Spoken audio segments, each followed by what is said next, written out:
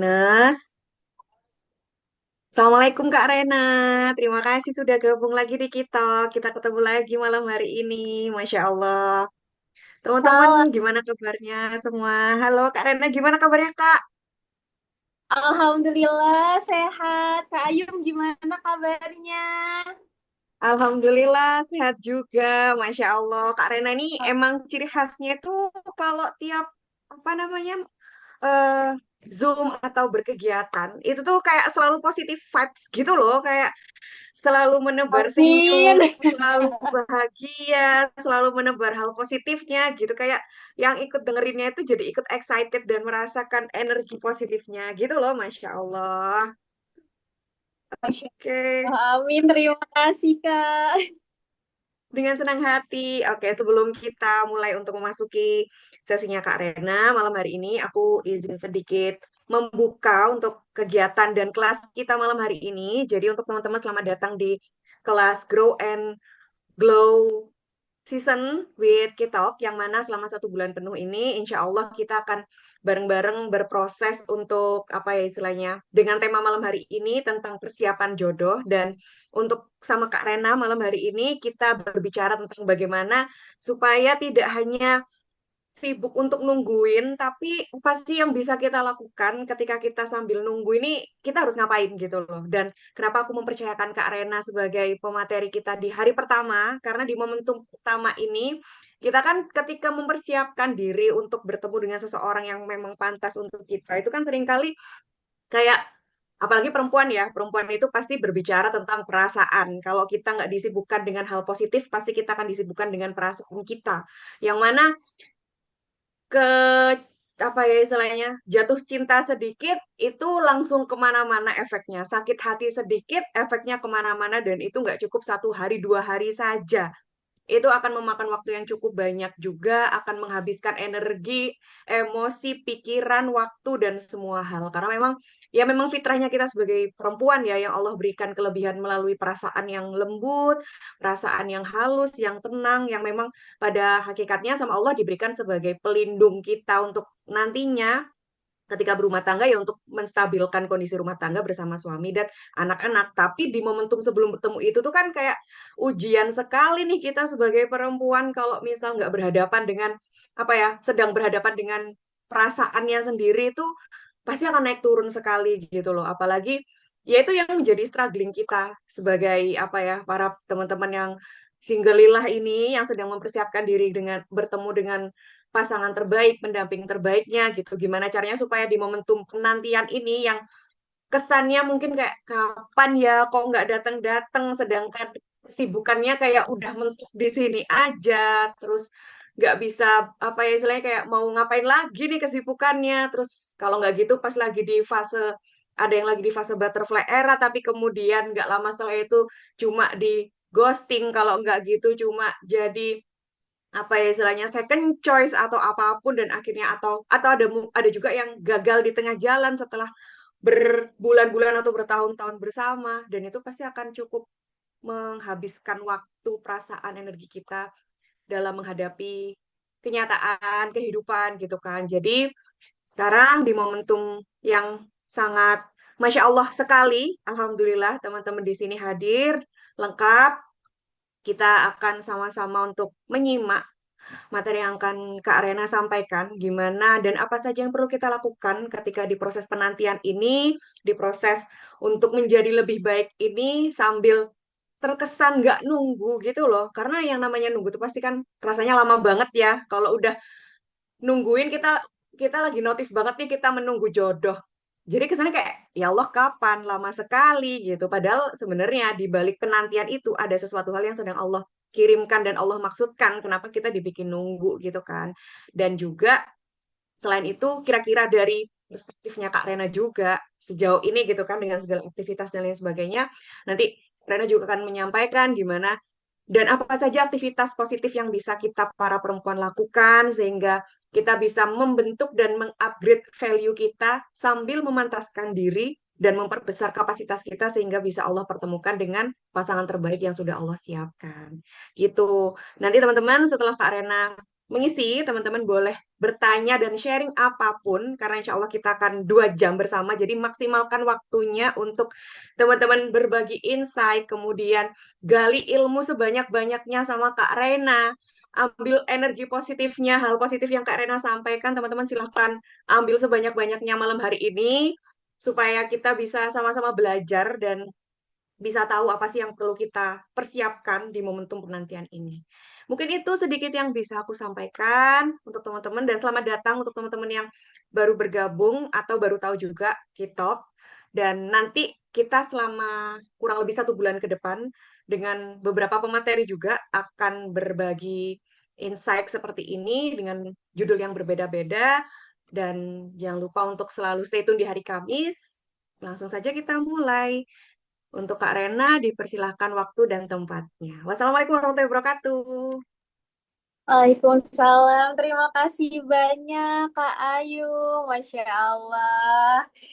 Bismillahirrahmanirrahim. Rabbi shrah li sadri wa yassir li amri wahlul 'uqdatam min lisani yafqahu qawli. Assalamualaikum warahmatullahi wabarakatuh. Apa Waalaikumsalam warahmatullahi Warahmatullahi wabarakatuh. wabarakatuh. apakah suara Reina terdengar dengan jelas? Guys, soalnya di sini lagi hujan. Jelas Kak. Alhamdulillah jelas Kak. Jelas, Masya Allah. Alhamdulillah karena di sini lagi hujan. Teman-teman lagi pada hujan juga nggak rumahnya? Kak Ayum lagi hujan nggak, Kak?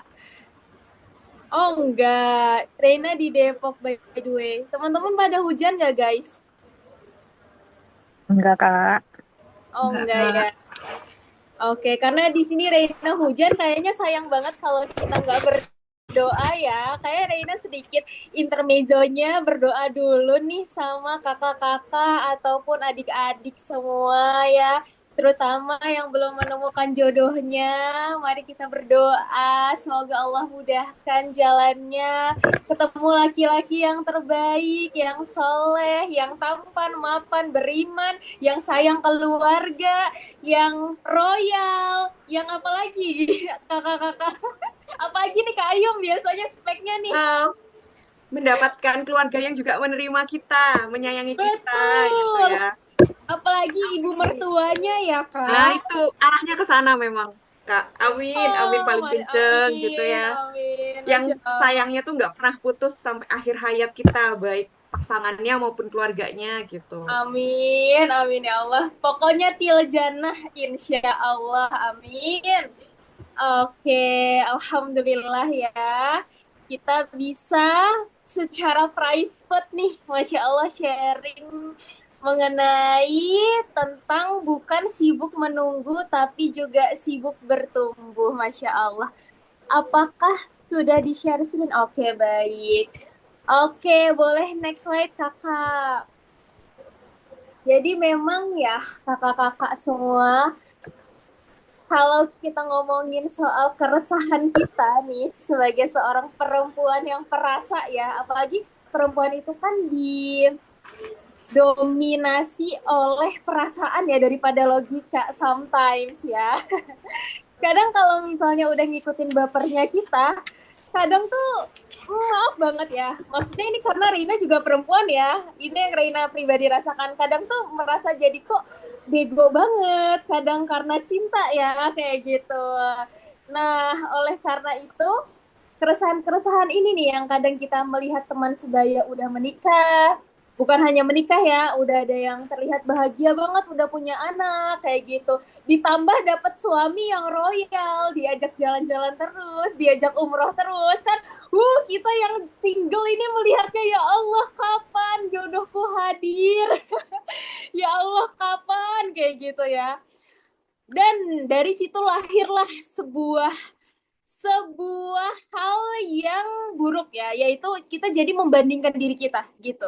Karena kita melihat nikmat orang-orang yang sudah menikah ini, yang terlihat bahagia ini, akhirnya kita membandingkan diri. Udahlah kita membandingkan diri, belum selesai sampai di situ ya kasusnya.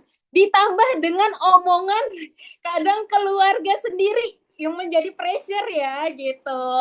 Yang menjadi pressure tuh keluarga sendiri. atau tetangga sendiri, apalagi momen lebaran ya Kak Ayu ya, ditanya nih mana gandengannya gitu kan, mana kapan dan mana ya. Kadang pertanyaan kapan ini nih kadang nyebelin sekali, kayak kapan rasanya kan kita jadi pengen ngebalikin pertanyaannya. Misalnya kayak tante kita, misalnya kadang kan tante ya yang paling riwah ya, kayak kapan kamu nikah gitu, tante sendiri kapan ini misalnya kapan, misalnya tante sendiri kapan meninggalnya, emang tahu kan? Nggak tahu ya tante ya, sama aku juga nggak tahu nih meninggal nikahnya kapan kayak gitu kan. Hal-hal seperti pernikahan, kematian, kita kan nggak pernah tahu ya kan, Allah yang maha mengetahui gitu. Jadi sometimes untuk pertanyaan kapan ini tuh memang jadi pressure banget untuk kita ya. Dan kalau kita nggak ingat Allah dan Rasulullah, mungkin kita udah ngamuk mungkin, atau udah emosi saat ditanya gitu. Nah, tapi disinilah ujiannya tuh, di sini kita belajar sabarnya di sini gitu. Nah, belum selesai sampai di situ. Udahlah kita jadi membandingkan diri, terus juga dijulitin keluarga sendiri gitu, tetangga. Akhirnya kita kadang merasa kayak, apa aku nggak layak ya dicintai, apa aku nggak laku ya gitu, perasaan aku nggak jutek-jutek banget kok, perasaan aku nggak apa ya, nggak galak-galak banget kok jadi perempuan, tapi kok gimana nih gitu. Jodohnya belum datang-datang kayak gitu. Akhirnya timbullah satu kata yang menjadi penghambat semua hal, insecure ya. Nah, kalau misalnya insecure ini sudah hadir, akhirnya kita merasa apa, kakak-kakak? Kita merasa stuck. Kita ngerasa, aduh gimana ya ini, aku gimana ya ke depannya, kayak gitu. Udah mulai overthinking sana sini jadinya. Akhirnya kita merasa kita tuh tidak bergerak kayak gitu. Kita tidak bergerak, kita merasa kosong, kita merasa nggak layak kayak gitu kan, menjadi strugglingnya kita sometimes nih perempuan yang belum bertemu jodohnya. Kenapa Reina bisa mengatakan seperti ini? Karena sama guys, aku juga pernah merasakan ada di posisi itu. Cuman alhamdulillahnya Allah selamatkan gitu dari hal apa ya. Alhamdulillah Allah selamatkan, tidak berlarut-larut di dalam rasa insecure ataupun rasa stuck itu kayak gitu. Oke, boleh next slide Kakak. So, buat kita yang sedang merasakan keresahan ini ya, stop banget. Kenapa? Gini, pertanyaannya adalah emang kenapa gitu loh. Dari pertanyaan keresahan tadi tuh kita balikan coba ke diri kita sendiri. Emang kenapa? Emang kenapa kalau misalnya mereka udah banyak yang udah nikah gitu, teman-teman kita misalnya. Emang kenapa kalau misalnya mereka terlihat bahagia, dapat suami yang baik, dapat anak-anak yang lucu, emang kenapa gitu? Dan pertanyaan selanjutnya adalah emang kenapa kalau misalnya kita belum nikah gitu? Dan emang kenapa kalau orang mandang kita itu nggak laku, emang kenapa? Dan pertanyaan yang terpentingnya adalah, emang kenapa kalau penilaian manusia seperti itu? Yang terpenting adalah penilaian manusia atau penilaian Allah. Nah, itu kan. Pada akhirnya kita akan mempertanyakan muara itu kepada Allah. Semisal kita belum nikah sampai sekarang, ibaratnya kita mungkin udah ikhtiar ya, udah ada yang ikut ta'aruf sana sini dan lain sebagainya, berarti itu adalah salah satu dari rencana dan takdir Allah yang kita nggak pernah tahu nih Allah mau mempersiapkan apa sampai jalan jodohnya kita ini tuh mungkin sedikit diperlambat gitu ya. Bisa jadi banyak kebaikan-kebaikan kita tuh nggak pernah tahu gitu. Karena yang Reina pahami adalah selama ini kalau Allah menunda sesuatu itu artinya besar hadiahnya. Dan semakin Allah tunda semakin spesial, kakak-kakak yang hadir itu semakin spesial. Bukan hanya perihal jodoh ya, coba kita perhatikan kemarin-kemarin di saat kita minta nih sama Allah dan Allah tuh belum ngabulin, tapi sekalinya dikabulin tuh bikin kita benar-benar nggak nyangka, bikin kita benar-benar speechless gitu sama rencananya Allah, sama kuasanya Allah kayak gitu. Jadi pada akhirnya yang perlu kita pertanyakan adalah kita ini hidupnya udah karena Allah belum sih? Apa masih karena validasi manusia? Apa karena masih sebatas ngikutin standarnya manusia kayak gitu? Karena kita kalau ngikutin standar manusia, apalagi sekarang ada standar sosmed ya Kak Ayum, itu kayaknya berat banget ya gitu. Apalagi misalnya kita cari jodohnya standar sosmed harus yang begini begini begitu, sehingga laki-laki baik yang datang ke kita akhirnya kita tolakin karena kita ngikutin standar sosmed, padahal yang terpenting adalah standarnya Allah terhadap diri kita itu seperti apa sih gitu. Dan padahal standarnya Allah itu nggak susah tahu ya. Allah itu cuma minta kita itu taat, bermanfaat, kejar akhirat, udah sesimpel itu. Padahal cuman kadang sebagai manusia kita yang bikin ribet, maunya gini gini, ya akhirnya nggak bersyukur, akhirnya timbullah insecure. Nah gitulah kalau misalnya kita melihat dari akar permasalahannya begitu. Boleh next slide Kak. Nah padahal di sini itu ya, terkait jodoh, terkait menikah, itu tuh bukan tentang siapa yang cepat, tapi siapa yang tepat. Karena kita tahu bersama ya kakak-kakak, bahwa banyak banget di sini orang-orang yang pengen cepet-cepet nikah, padahal mereka itu belum siap-siap banget. Dan bahkan belum tahu esensi menikah tuh apa sih. Giliran ditanya emang nikah buat apa, masih ngangong-ngangong gitu. Ya akhirnya terjadi apa? Salah pasangan, belum siap ilmunya, belum siap mentalnya, belum siap finansialnya, akhirnya berantakan. Nah, inilah yang kita hindari. Makanya kalau gurunda-gurunda kita itu bilang ya, siapkan dulu ilmu pernikahan itu penting. Nah, itu dia agar tidak berantakan. Boleh next slide, Kak. Nah, karena berantakan, akhirnya kita banyak temukan kasus KDRT, perselingkuhan, perceraian, bahkan kasus incest ya, di mana itu kayak seorang ayah yang menyetubuhi anak kandungnya sendiri, kayak gitu. Itu kan di saat kita menikah dengan orang yang salah ya, sampai sehancur itu gitu rumah tangganya, sampai sekacau itu. Dan bahkan sekarang udah banyak dibikin film-film ya, kayak film Ipar Adalah Maut kayak gitu. Terus juga Norma, ya kan Kak Ayum, udah film Indonesia tuh bahkan sudah mengangkat kasus-kasus terkait perceraian, perselingkuhan, pernikahan, bahkan perselingkuhan yang kisah nyatanya itu nggak masuk akal gitu, selingkuh sama ibunya sendiri, selingkuh sama adiknya sendiri, kayak ya Allah, dunia itu udah semakin gila kalau kita tidak paham ilmunya dan kita tidak bertemu dengan orang yang tepat, maka jadilah kekacauan-kekacauan ini itu semakin merajalela kayak gitu. Nauzubillah. Oke, boleh next slide Kak. Nah, makanya kita itu harus menyiapkan ilmunya dulu. Bukan hanya sekadar kita ibaratnya gimana ya, hadir ke kajian ilmu pranikah, terus dicatat. Terkadang kebanyakan dari kita tuh cuman hadir, catat, tapi tidak dipahami dengan baik. Padahal kalau ngomongin ilmu pranikah, ilmu ta'aruf, ilmu parenting, rumah tangga, itu aspeknya luas banget. Luas banget. Makanya kalau misalnya sekarang mungkin kita lebih banyak waktu nih menunggu jodoh kita, artinya mungkin Allah itu pengen kita lebih matang mempersiapkan ilmunya kayak gitu. Karena ini berdasarkan pengalaman Reina pribadi melihat teman-teman Reina yang sebaya yang sudah menikah ya. By the way kakak-kakak, izin punten, Reina kelahiran 2001, saat ini usia 24 tahun ya. Masih tergolong entah ya, mungkin tergolong muda untuk teman-teman Reina yang menikahnya itu waktu itu mulai dari umur 21, 22 udah banyak banget sih yang nikah. Dan banyak banget yang curhat ke aku yang kayak, aduh ternyata rumah tangga tuh gini ya, aduh ternyata begini. Bahkan sampai ada yang udah nikah itu memberi pesan kepada Reina, Reina, kamu harus puas-puasin dulu masa gadismu. Sampai ada yang ngomong gitu ke Reina, saking mungkin dia itu merasa bahwa pada saat setelah nikah itu berat gitu ya.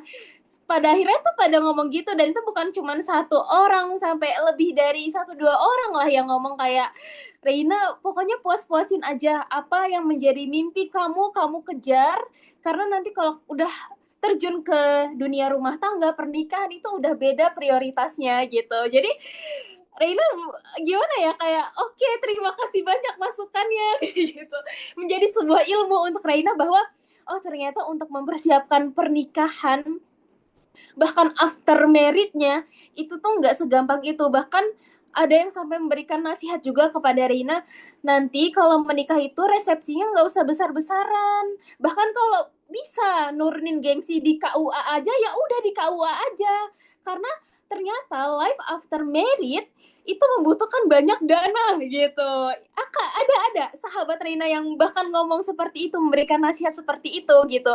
Artinya kan oh ternyata sekrusial itu ya, terkait mental, finansial, terus juga ilmu gitu. Terus juga ada sahabat Reina yang udah menikah juga memberikan nasihat kepada Reina, nanti cari laki-laki yang benar-benar pahamnya ilmu agamanya, karena itu benar-benar nge-backup kita banget, dalam artian di saat kita mudian pasangan kita paham agama, pasti dia juga bakal yang mengerti kita, yang menenangkan kita, bukan malah jadi adu mulut, bukan malah jadi cekcok kayak gitu. Jadi Reina ternyata alhamdulillah ya, di masa single ini tuh udah dapat banyak nasihat dari teman-teman Reina yang udah menikah, yang sebaya dan udah menikah gitu. Jadi disinilah Reina semakin paham bahwa oh ternyata ilmu pernikahan, ilmu pranikah, ta'aruf, parenting, rumah tangga itu penting banget gitu. Jadi untuk kakak-kakak semua yang masih singgelilah, percayalah Allah itu sayang banget sama kita, sampai Allah itu pengen kita sebelajar itu. Allah itu pengen kita sememahami itu ilmunya, jadi kelak nanti pas kita sudah menemui pernikahan, kita sudah menemui rumah tangga, kita nggak kaget-kaget banget, nggak shock-shock banget, nggak yang stres-stres banget gitu ya, karena udah paham, udah Allah bekali ilmunya, udah Allah kasih waktu lebih banyak untuk belajar seperti itu. Boleh next slide, Kak. Nah, jadi tolong jangan sia-siakan waktu kita itu hanya untuk menunggu, tapi sibuklah untuk apa? Sibuklah untuk menuntut ilmunya, memperbaiki dirinya, kejar dulu impiannya, bahagiakan dulu orang tua kita, keluarga kita, dan fokus kepada hal-hal yang produktif dan bermanfaat. Karena kalau seperti kata Kak Ayum tadi ya, kalau kita hanya menunggu, ibaratnya cuma pelongak-pelongak, itu kan jadi berasa banget ya nunggunya ya.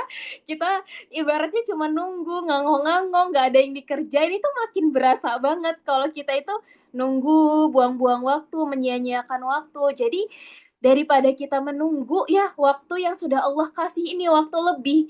Ibaratnya kalau Reina sekarang memahaminya, kenapa Allah itu belum memberikan jodoh secepat teman-teman sebaya Reina gitu ya. Kenapa ya Allah? Reina memahaminya adalah ternyata ini adalah waktu lebih yang Allah kasih agar Reina itu lebih banyak belajar lagi, lebih banyak memperbaiki diri lagi, lebih banyak untuk mengachieve hal-hal yang menjadi impianku kayak gitu loh. Jadi kita harus berprasangka baik ya sama Allah. Jangan sampai kenapa ya Allah dia udah nikah, dia seumuran aku, dia udah nikah, dia udah bahagia, tapi kok aku belum, kayak gitu. Nah itu adalah mindset yang salah. Padahal semakin Allah memberikan waktu, ya semakin banyak juga waktu kita untuk belajar, untuk memperbaiki diri, bahkan untuk lebih bisa memfilter siapa aja nih sosok-sosok yang tepat nih, yang sekiranya terbaik buat kita menurut Allah itu siapa. Jadi kita lebih banyak belajar lagi kayak gitu. Bahkan teman-teman Reina yang sudah menikah itu hampir rata-rata itu mereka mengalami yang namanya gagal ta'aruf dulu, gagal nikah dulu, baru benar-benar ketemu jodohnya gitu. Artinya adalah ternyata Allah di situ memberikan banyak pelajaran gitu kepada teman-teman Reina nih yang sebelum menikahnya mereka dipertemukan dengan orang-orang yang salah, dan itu adalah menjadi sebuah pembelajaran agar kita itu ngerti gitu ke depannya, oh laki-laki yang tepat itu seperti apa gitu, karena kita udah pernah dipertemukan dengan yang tidak tepat kayak gitu ya.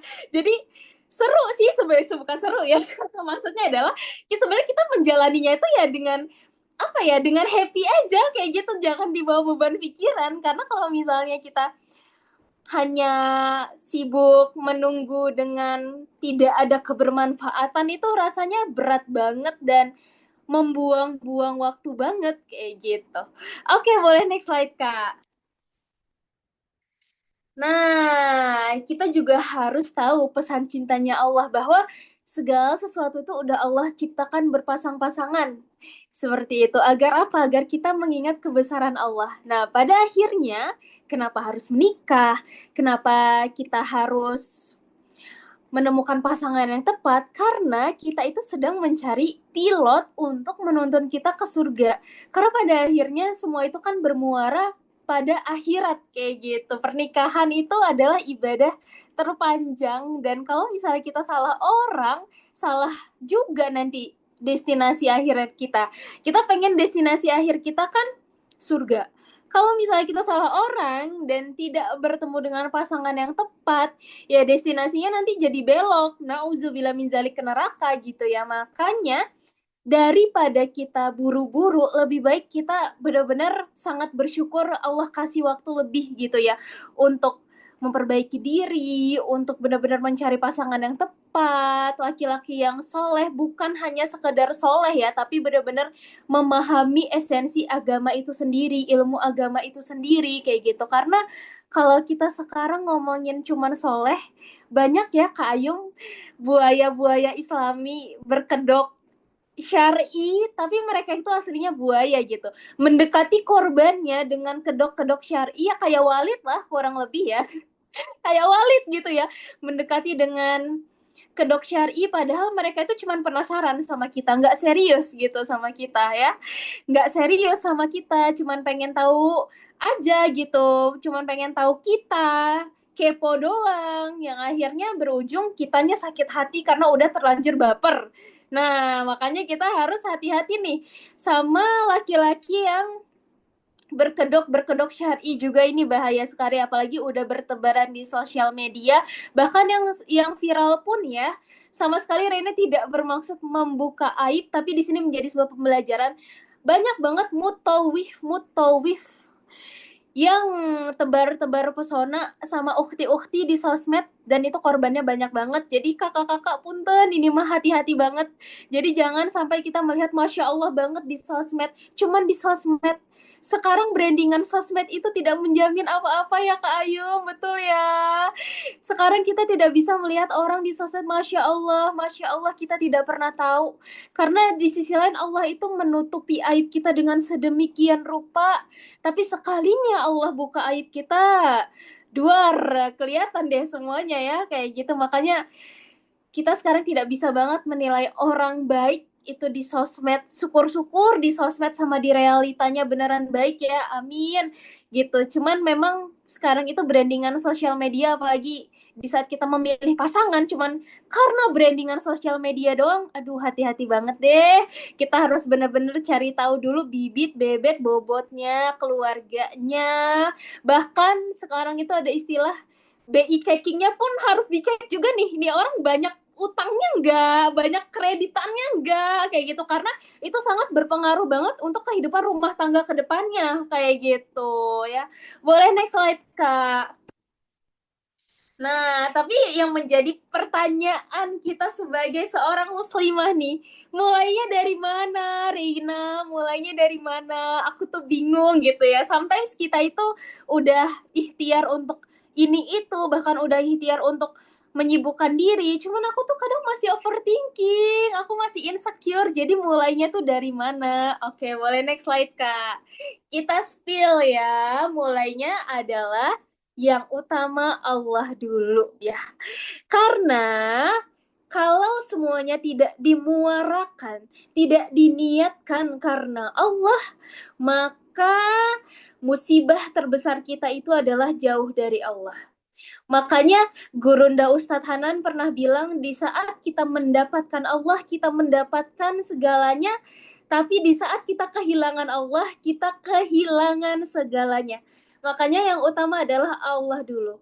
Kalau kita sudah paham esensi Allah menciptakan kita itu untuk kebermanfaatan, maka hidup kita itu bukan lagi mengejar validasi manusia, apalagi hanya mengejar validasi manusia standar kayak kamu harus nikah kayak gitu, kamu harus nikah cepet, pokoknya kamu harus nikah cepet. Nah itu kan udah standar yang berat banget ya untuk kita, sementara pernikahan itu bukan soal cepat atau lambat kayak gitu ya, tapi soal orang yang tepat dan orang yang diridoin oleh Allah kayak gitu.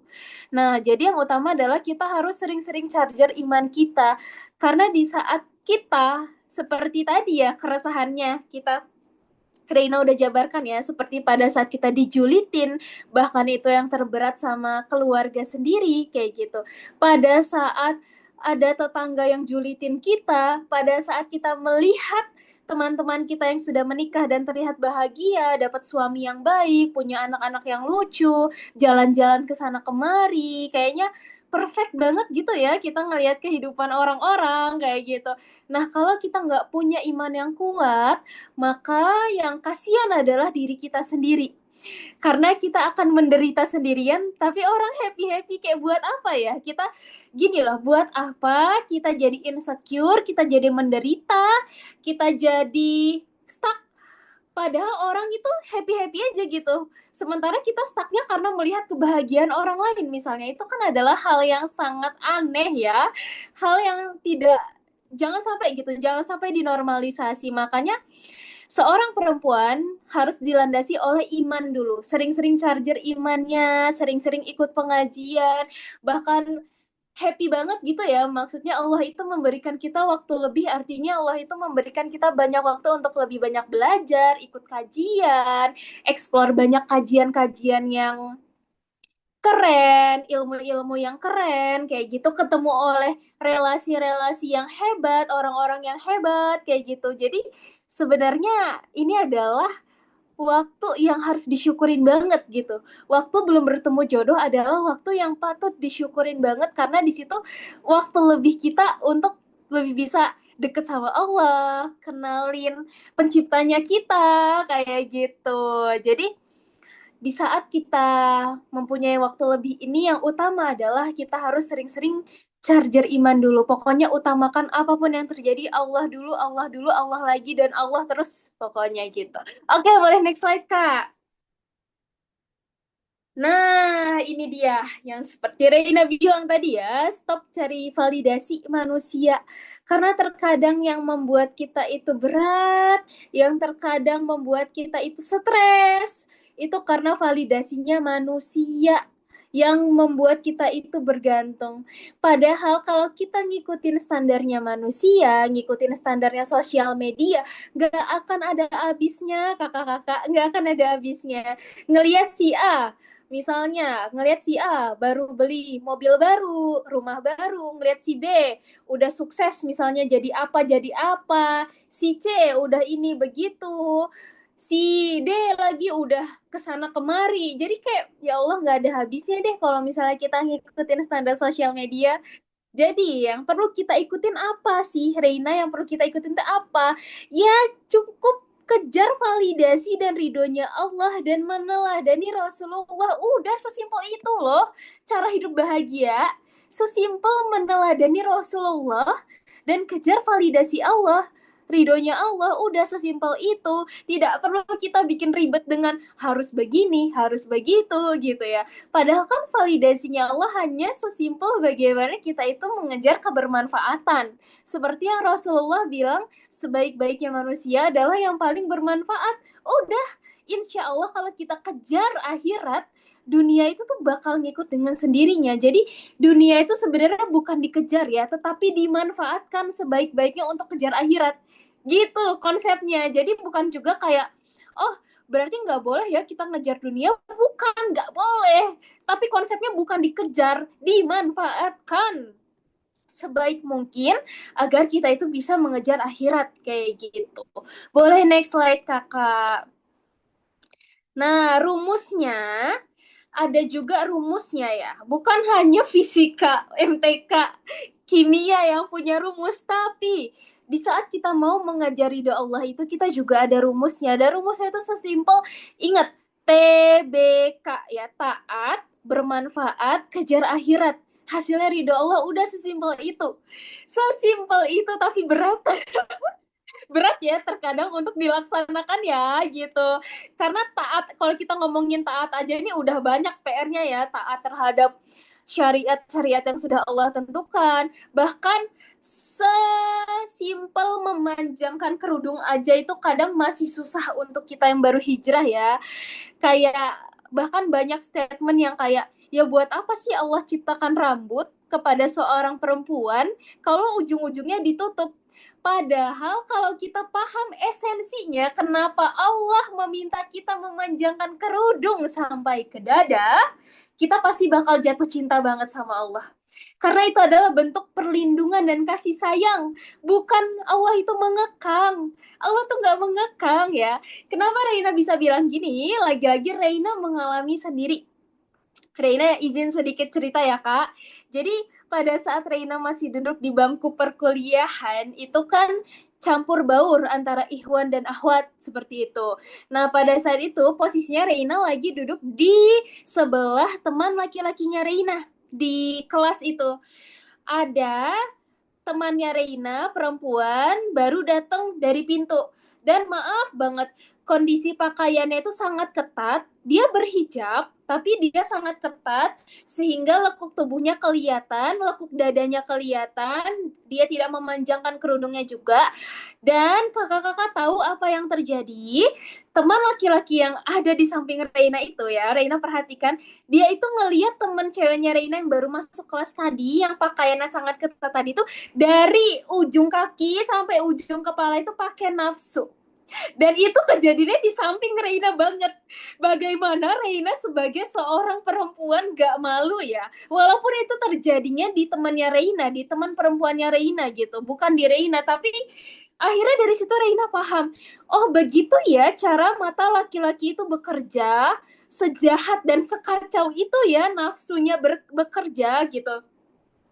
Mulai dari situ Reina, ya Allah, ngerti gitu. Ternyata Allah itu menyuruh kita pakai baju yang longgar, menutup aurat, memanjangkan kerudung sampai ke dada. Itu bukan sebuah bentuk kekangan, tapi itu sebuah rasa sayangnya Allah ke perempuan.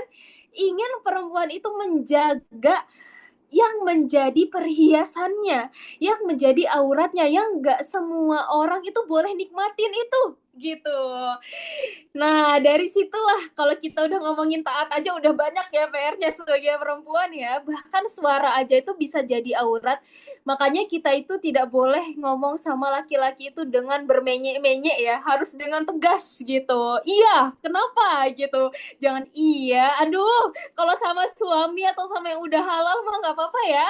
Tapi kalau sama non-mahram ini aduh hati-hati ya kakak-kakak salihahku. Nah, itu kita kalau ngomongin soal taat aja ini udah banyak ya PR-nya ya. Selanjutnya, bermanfaat nih.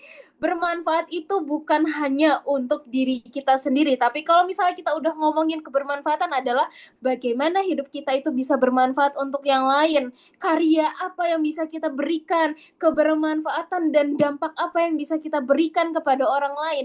Dan kalau kita ngomongin sebuah kebermanfaatan, itu nggak harus selalu dimulai dari hal besar, tapi dari hal kecil. Bagaimana kita bermanfaat nih untuk sesimpel kepada tetangga kita aja deh, kepada tetangga kita. Pada saat tetangga kita lagi membutuhkan bantuan, kita nolong apa enggak? Di saat kita lagi masak-masak nih, kita ingat nggak sama tetangga kita? Kayak gitu.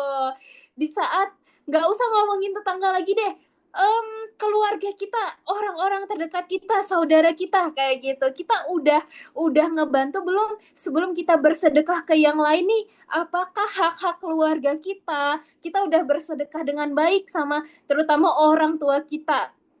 Terutama orang tua kita, bagi kita yang masih mempunyai orang tua ya, kayak gitu. Apakah kita sudah bersedekah dengan baik kepada orang tua kita, kepada ibu ayah kita, apa kita udah membahagiakannya dengan cukup, kayak gitu. Nah, kalau ngomongin bermanfaat itu malah lebih sederhana lagi ya, karena bermanfaat itu bisa dimulai dari hal-hal sederhana dan bisa dimulai dari orang-orang terdekat.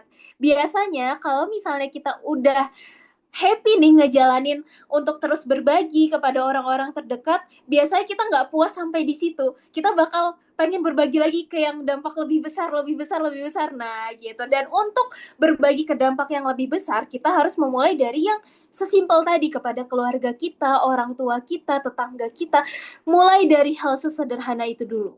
Sebelum kita ngomongin hal-hal besar. Terkadang ya, kita itu nggak mau sedekah atau nggak mau bermanfaat itu karena kita udah mikirin hal besar duluan, bener nggak Kak Ayum? Terkadang kita tuh udah kayak mikirin, aduh kayaknya aku harus bentuk komunitas deh, aku harus ini deh, kayaknya aku harus sedekah yang banyak deh, padahal kapasitasnya aja tuh belum nyampe gitu loh. Jadi jangan langsung memikirkan hal besar, sesuaikan kapasitas kita, dimulai dari hal kecil dan orang-orang terdekat dulu. Kalau kita udah ngomongin umat banyak ya bakal berat di kitanya, yang ada kita nggak jadi melakukan kebaikan kayak gitu. Nah, oleh karena itu kita harus bermanfaat dari sesimpel orang-orang terdekat kita dulu deh. Apakah kita udah bermanfaat? Sesimpel kita memberikan semangat deh, misalnya kepada mungkin adik kita atau kakak kita, itu kan udah termasuk manfaat ya. Walaupun cuman Kak semangat ya, Dek semangat ya, kayak gitu. Dengerin mereka cerita, menjadi pendengar yang baik, itu udah termasuk manfaat. Nah, terus Kak, kejar akhirat. Itu seperti yang Reina bilang tadi, apapun yang kita lakukan saat ini, entah pekerjaan kita saat ini, ataupun cita-cita kita, impian kita itu, usahakan semua itu harus melibatkan Allah.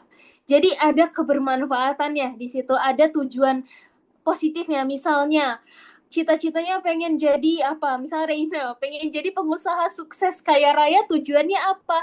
Tujuannya biar bisa sedekah ya Allah, biar bisa membantu banyak saudara-saudara kita yang membutuhkan pertolongan gitu. Jadi Allah juga pada saat mau ngabulin impian kita tuh cepet gitu dikabulin. Karena apa? Karena niatnya itu bukan dunia doang, tapi ada akhiratnya, ada kebermanfaatannya.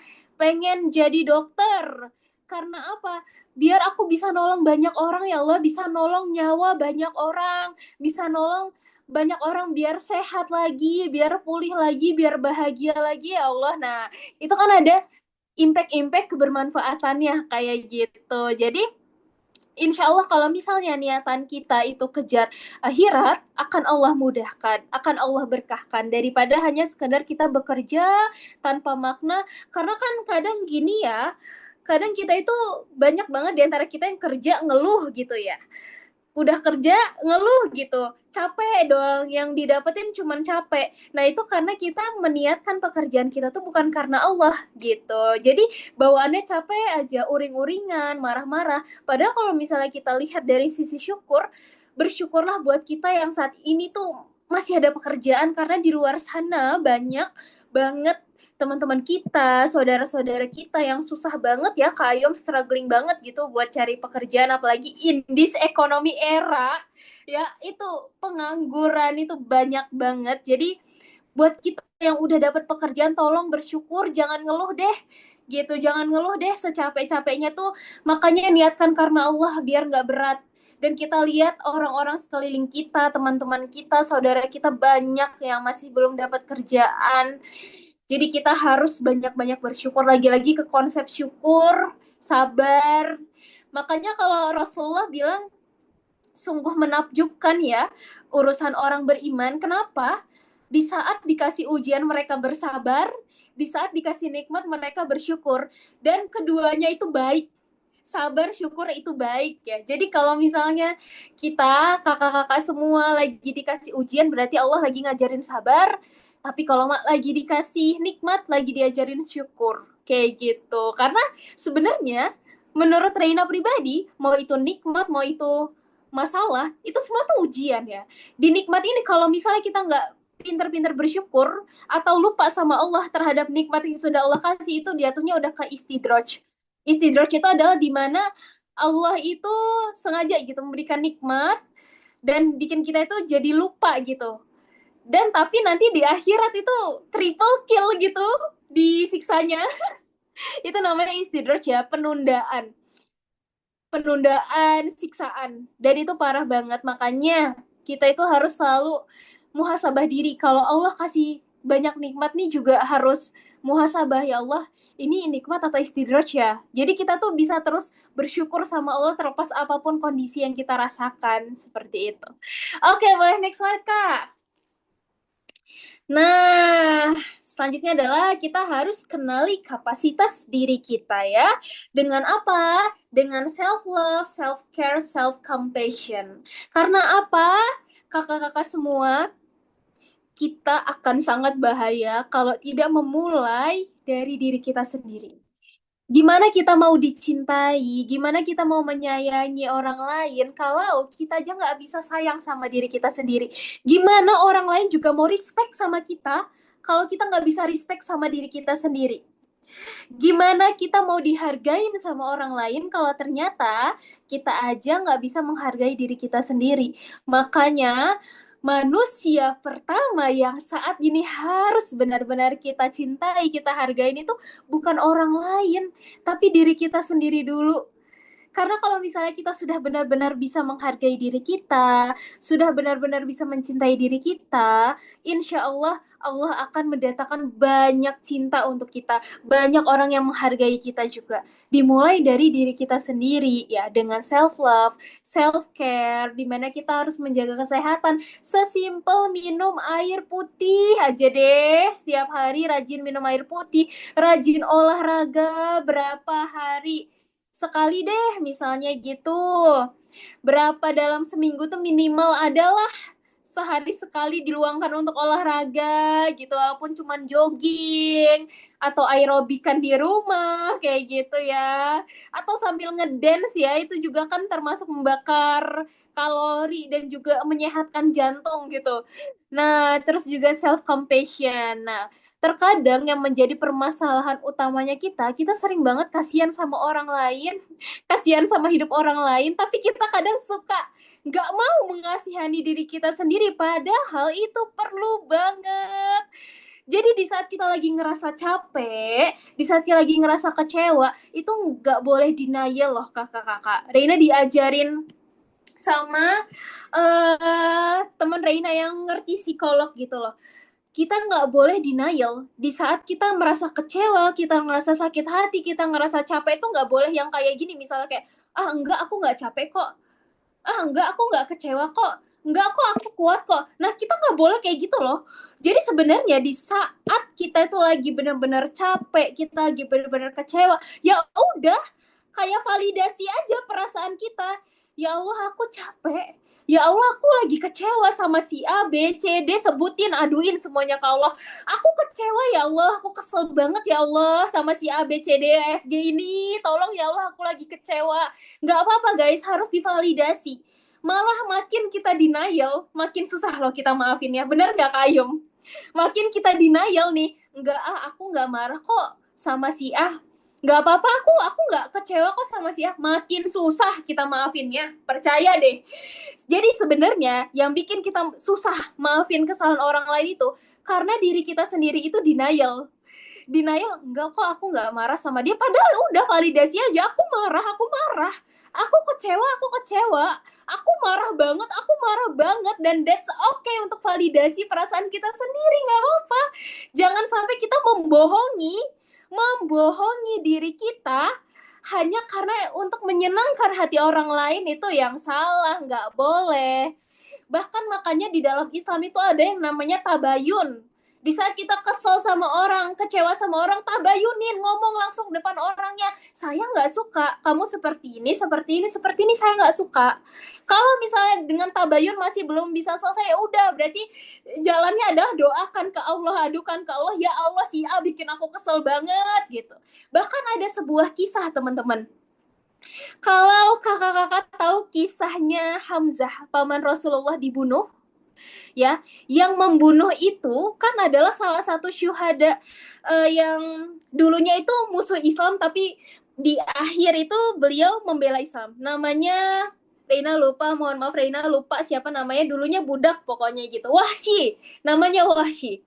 Wahsy ini yang membunuh pamannya Rasulullah.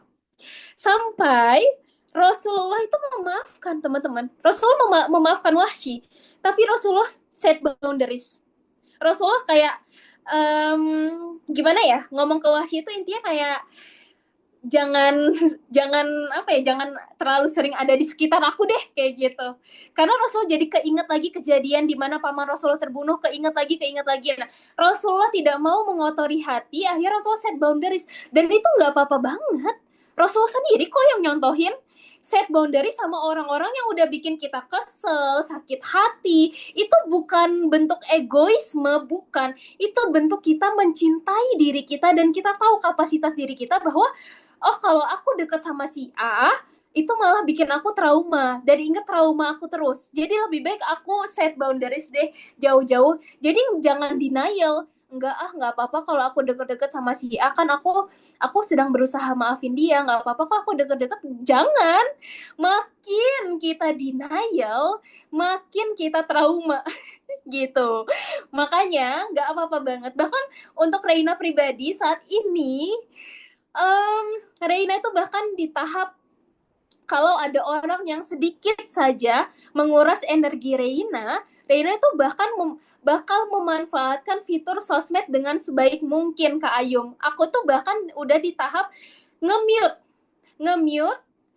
nge-arsip, bahkan kalau misalnya annoying banget mungkin blokir. Karena ya buat apa fitur sosial media ada kalau kita tidak memanfaatkan ya Kak, gitu loh. Ya, untuk orang-orang yang sudah menguras energiku, biasanya aku kalau misal udah capek banget gitu, kayak, ya Allah nggak kuat, izin ya Allah, aku mute aja nggak sih statusnya gitu. Aku mute aja nggak sih story-nya daripada hatiku kotor. Daripada hatiku kotor, lebih baik aku mute aja gitu. Nah, makanya di saat kakak-kakak semua misalnya mulai sesek nih ngelihat pencapaian orang-orang, mulai sesek ngelihat story orang lain, apa ya, maksudnya kayak udah too much banget kita mengkonsumsi story-story kehidupan orang lain.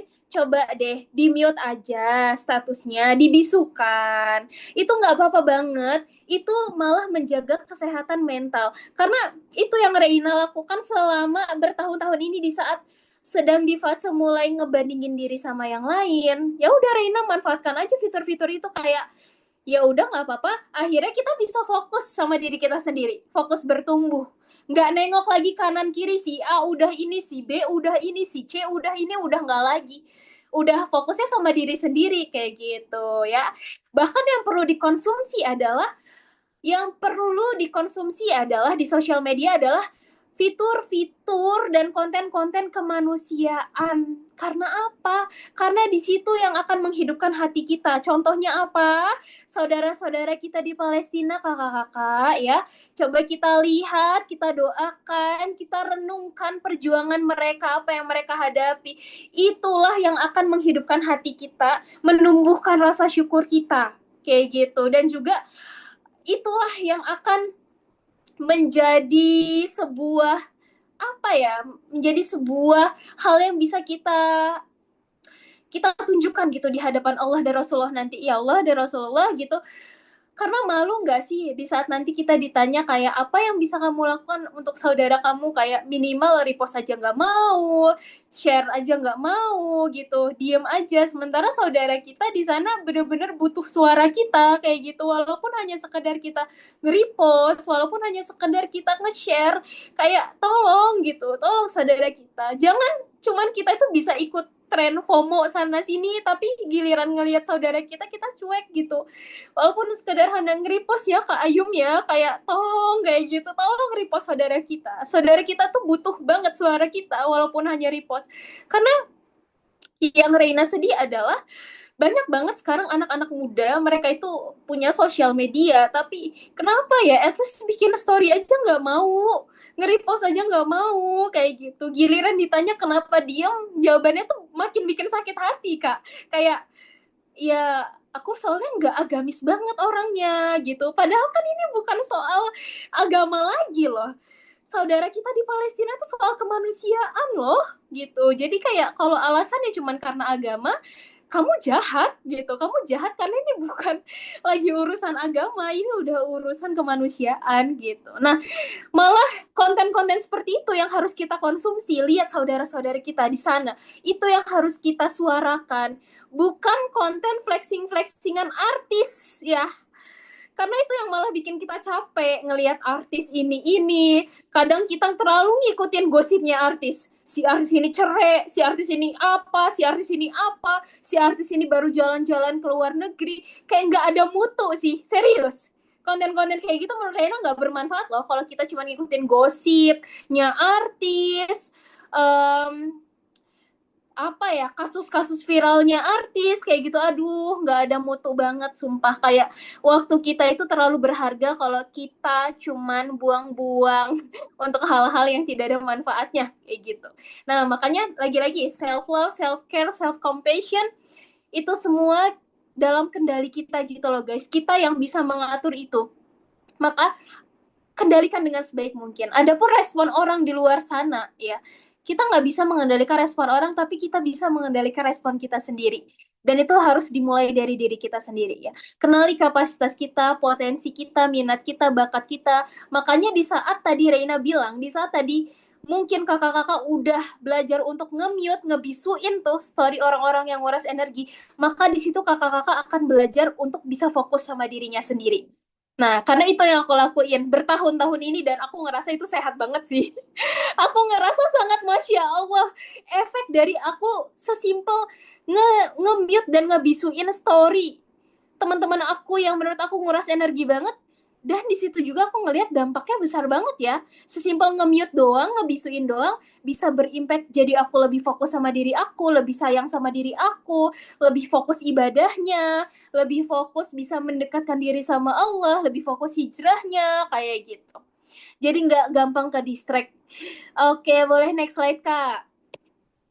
Nah, selanjutnya adalah kita sebagai seorang perempuan ya, jangan hanya juga mikirin aku harus produktif, aku harus produktif, aku harus sibuk, nggak boleh.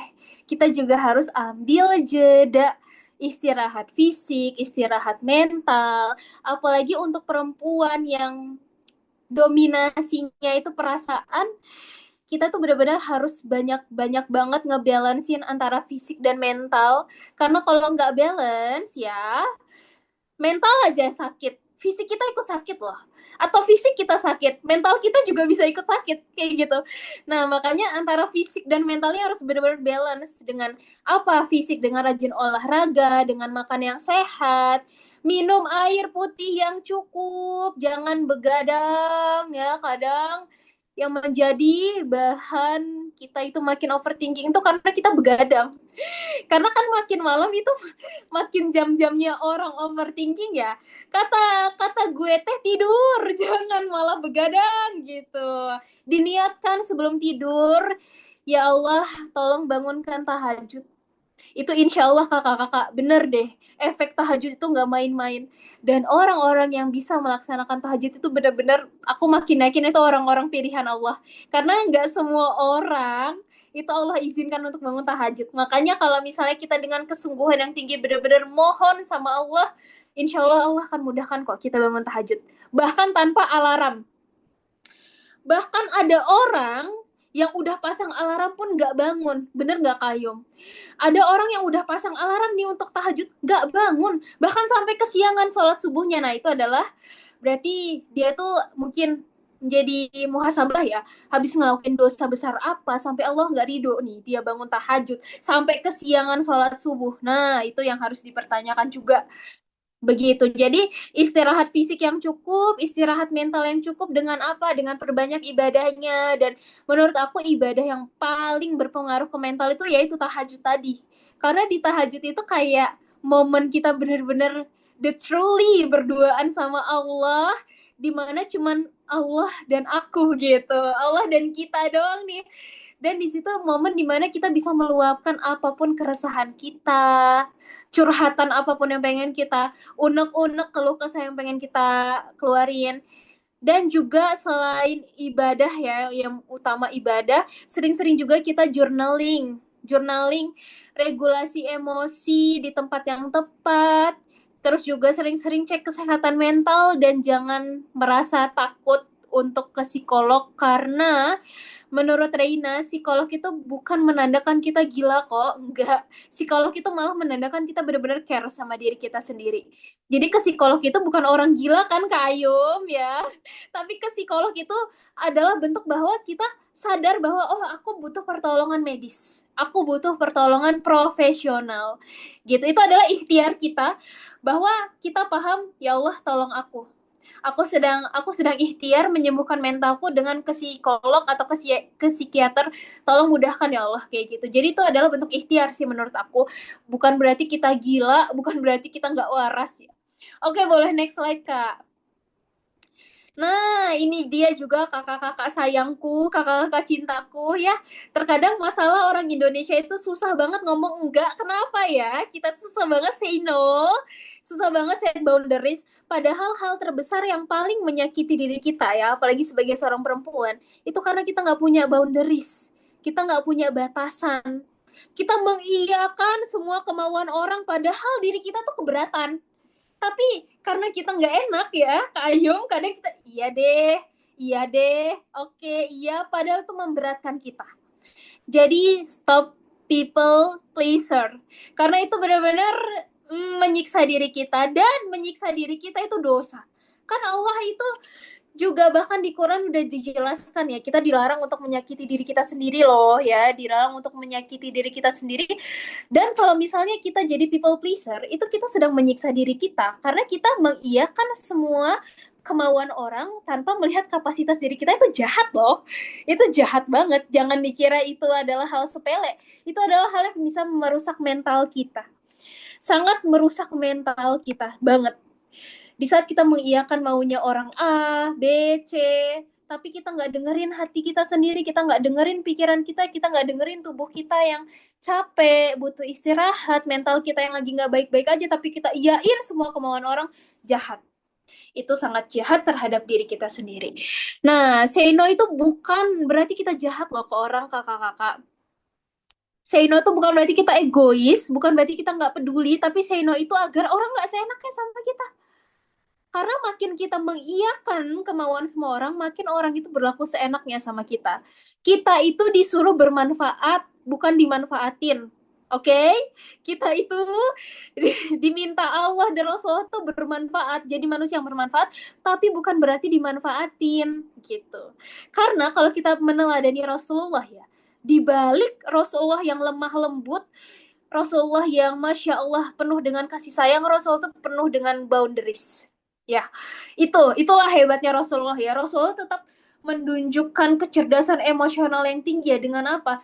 Rasulullah tetap baik banget, tapi Rasulullah punya batasan yang keren. Itu yang harus kita contoh dari Rasulullah ya.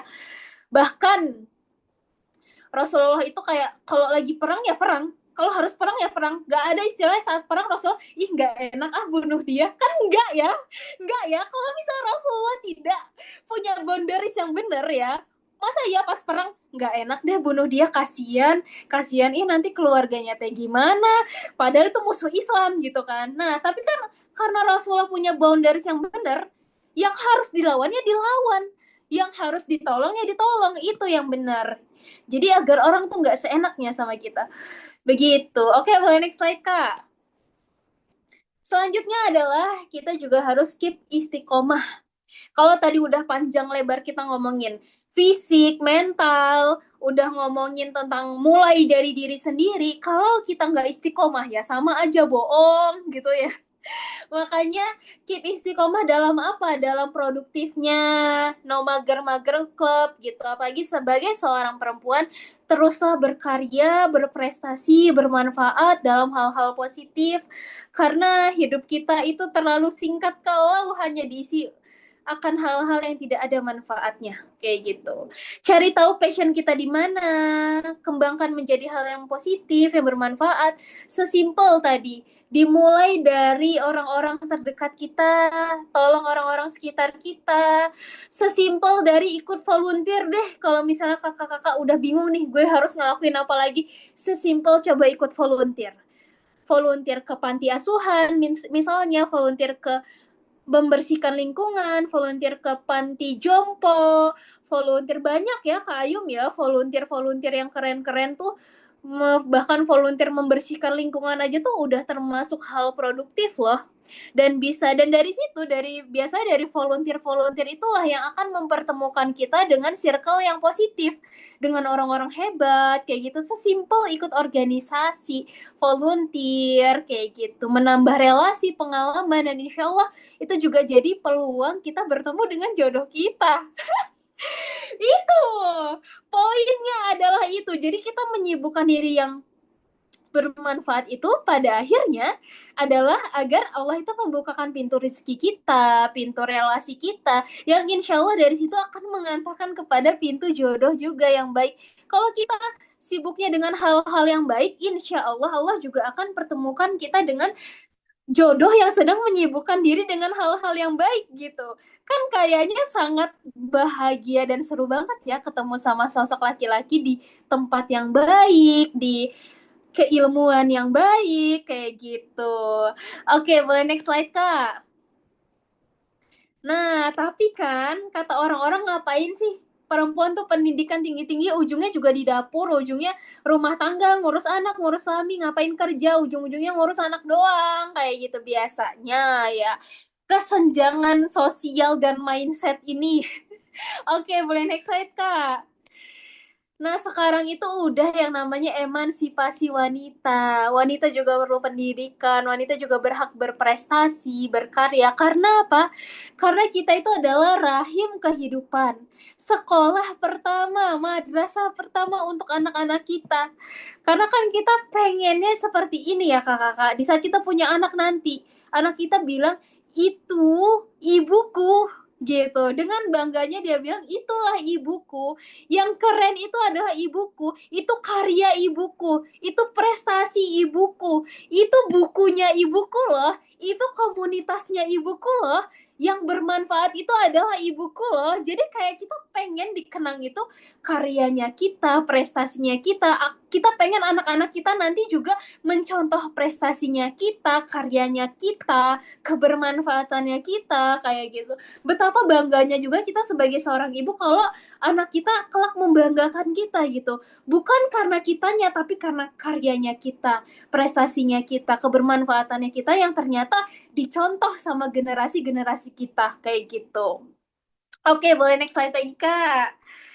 Nah, kodratnya wanita itu ya, kalau secara fisik gitu ya, menstruasi, melahirkan, menyusui, udah sesimpel itu padahal. Tapi karena stigmanya orang-orang ya, tadi yang wanita harus ini, harus itu, kayak gitu, akhirnya muncullah kayak gak usah pendidikan tinggi-tinggi lah, ujung-ujungnya di dapur. Padahal urusan rumah tangga kayak masak, nyuci, beres-beres itu kan bukan cuma tanggung jawab perempuan ya Kayung, tapi juga tanggung jawab keluarga bersama gitu loh. Bahkan kelak punya anak juga, anaknya pasti kita ajarin beberes kayak gitu kan. Suami juga bukan hanya mencari nafkah, tapi juga urusan rumah tangga yang kayak nyuci piring dan lain sebagainya itu juga sebenarnya tugas bersama gitu. Walaupun emang mostly istri yang ngerjain, tapi bukan berarti kita dijadiin pembantu dong ya.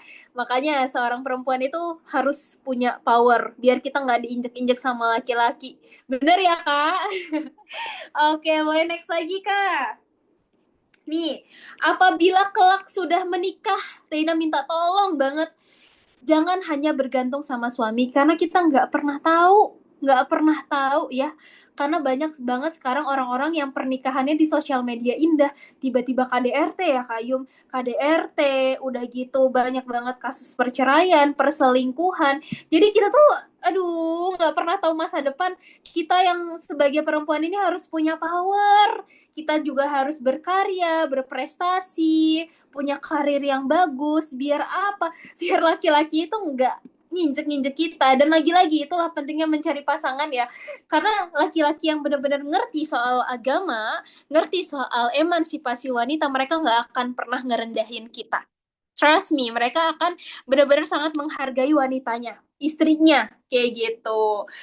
Karena mereka paham bahwa wanita itu tuh bukan diperlakukan seenaknya kayak gitu, tapi mereka juga punya value yang semakin kita muliakan seorang wanita, maka semakin lancar juga loh rezeki seorang suami itu kayak gitu. Itu yang Reina pelajarin ya sedikit banyaknya ilmu tentang pernikahan, bahwa laki-laki yang semakin royal sama istrinya tuh rezekinya lancar banget. Dan itu terjadi di teman-teman Reina yang udah menikah punya suami royal, rezekinya makin lancar kayak gitu. Udah banyak buktinya ya, insya Allah.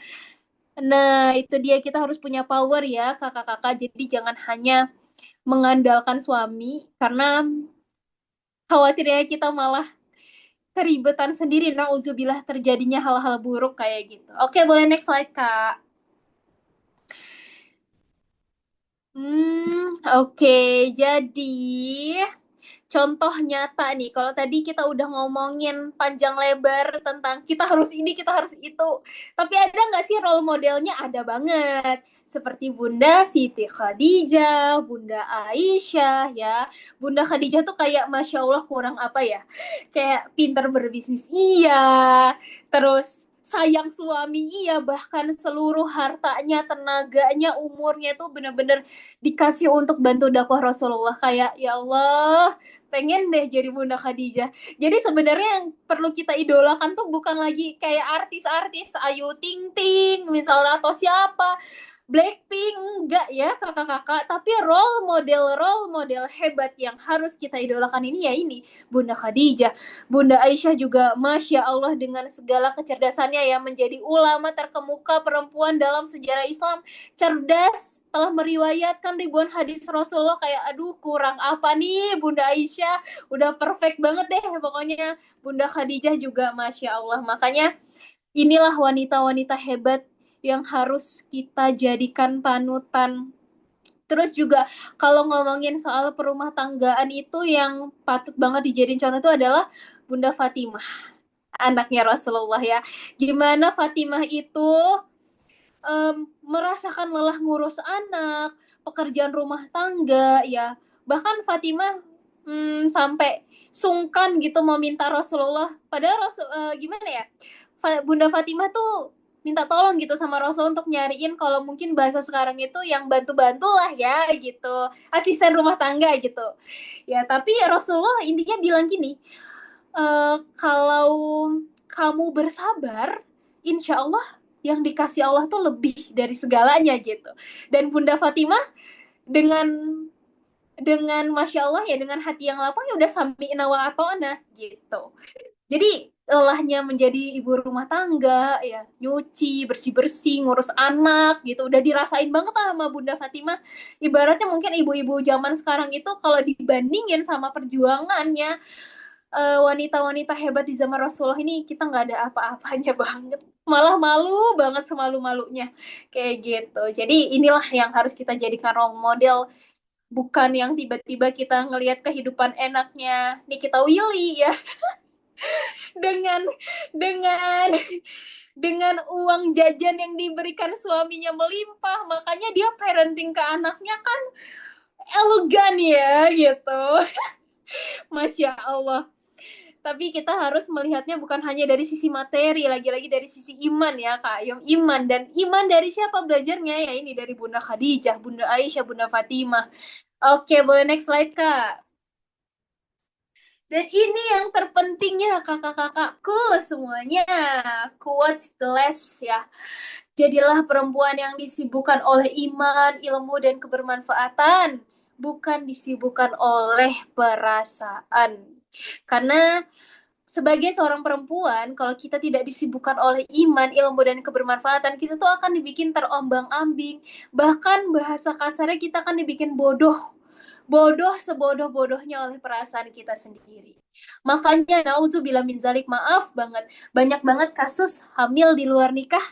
Ya, karena seorang perempuan kalau tidak punya ilmu sebagai bentengnya, nggak punya ilmu, iman, kebermanfaatan, dimanfaatkan banget abis-abisan sama laki-laki ya, dijadikan pelampiasan hawa nafsunya laki-laki sebelum halal sama laki-laki non mahram, sampailah terjadi kasus-kasus hamil di luar nikah. Syukur-syukur kalau cuman kasus hamil di luar nikah dan dia mau bertanggung jawab merawat anaknya ya. Bodohnya banyak kasus udah gitu bayinya dibuang, digugurin. Itulah bodohnya. Oleh karena itu, marilah kita menjadi perempuan yang terus disibukkan oleh iman, ilmu, dan kebermanfaatan, bukan disibukkan oleh perasaan. Oke, boleh next slide Kak Ayum. Sepertinya sudah. Oke, syukron arigato Allahumma barik. Semoga bermanfaat ya kakak-kakak semua. Reina mohon maaf banget apabila ada salah kata maupun penyampaian, dan juga mungkin di umur Reina yang terbilang masih masih sangat muda ini, tentu Reina yakin kakak-kakak mungkin lebih punya banyak pengalaman ya terkait cinta ataupun pranikah sebenarnya gitu, dan juga jauh mungkin sudah lebih matang mempersiapkan daripada Reina itu sendiri. Namun di sini Reina niatnya hanya men-share ilmu yang Reina, sedikit ilmu yang Reina punya, agar semoga senantiasa Allah jaga kita terus menjadi wanita yang disibukkan oleh iman, ilmu, dan kebermanfaatan. Oke, aku kembalikan kepada Kak Ayum. Masya Allah, Allahumma barik. Ini mah nggak sedikit ya, tapi Masya Allah cukup sangat amat lengkap gitu ya. Dan kalau aku pribadi, sebenarnya nggak pernah ngelihat siapapun orang yang aku temui berdasarkan usia, karena menurutku siapapun orang yang aku temui itu adalah guru. Dan itu yang akhirnya membuatku belajar bahwa memang karena dulu itu pernah ada guru juga yang bilang ke aku, dimanapun kita berada itu adalah sekolah dan siapapun yang kita temui adalah guru. Dan itu tidak pernah memandang usia, karena kita nggak pernah tahu pelajaran apa yang pernah dia dapatkan, kehidupan seperti apa yang pernah dia temui, sehingga dari situlah kita akan belajar gitu. Dan salah satunya melalui Kak Rena juga, karena jujur ada beberapa poin yang aku catat dan sangat apa ya, cukup insightful sekali gitu ya. Dan nanti teman-teman juga boleh kalau ingin menanyakan atau apa ya istilahnya, berbagi insight juga atau sekedar sharing, teman-teman silakan raise hand.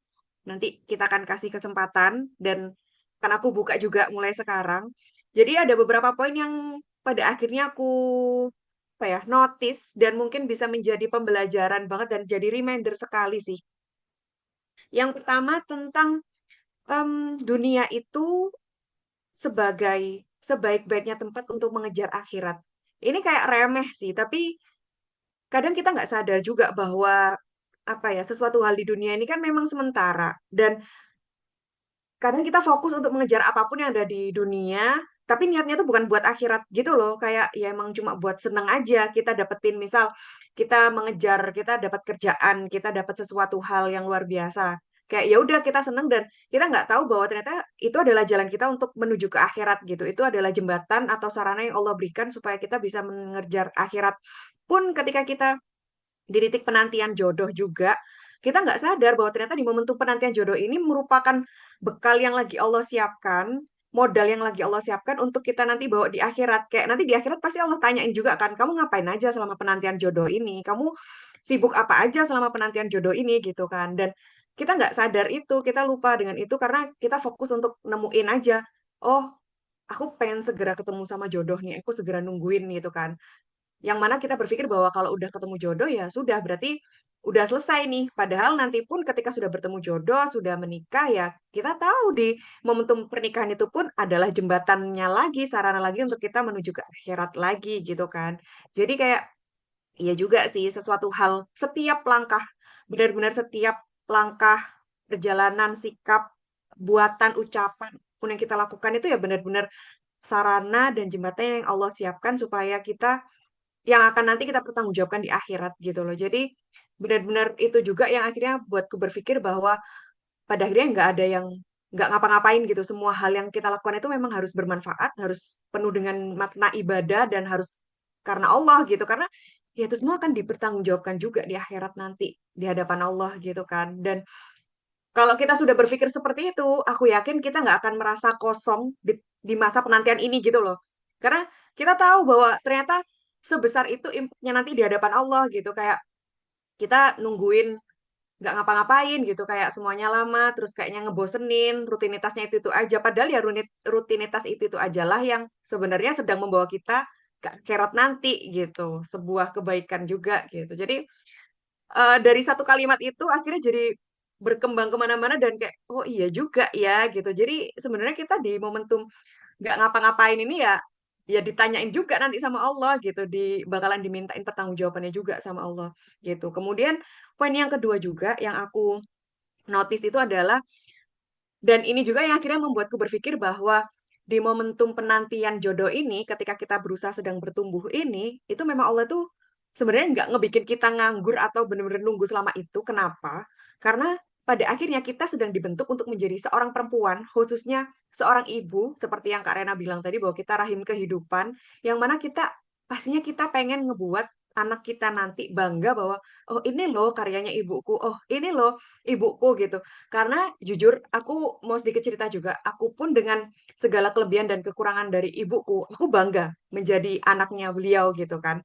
Meskipun ibuku bukan seseorang yang terkenal atau mungkin memiliki apa ya istilahnya kayak kebaikan yang gimana-gimana atau memiliki materi yang luar biasa atau gimana yang kayak benar-benar bisa dibanggakan semua orang, mungkin memang enggak, tapi aku pribadi sebagai anaknya tuh sangat bangga. Kenapa? Karena banyak kebaikan, banyak ketulusan, banyak sikap dan ucapan ibuku yang pada akhirnya menjadi bensin dan bikin aku bercermin bahwa suatu hari nanti aku akan menjadi ibu seperti ibuku gitu loh. Aku akan menjadi seorang ibu yang sehebat, sebaik, setulus, seikhlas, sesabar ibuku. Itu, dan one day anakku pun juga harus punya pemikiran seperti aku gitu karena melihat kapasitasku, kebaikanku, karyaku, ketulusanku gitu. Mungkin nggak harus apa ya, maksudnya kayak nggak harus ada karya yang besar atau mungkin harus punya komunitas atau mungkin harus menjadi orang dengan jabatan tertentu atau harus sesukses seperti orang pada umumnya dan lain sebagainya. No, cukup kita jadi diri kita sendiri tapi menjadi versi terbaik kita, karena pada akhirnya ya itu yang akan tercermin ke orang lain juga gitu loh. Dan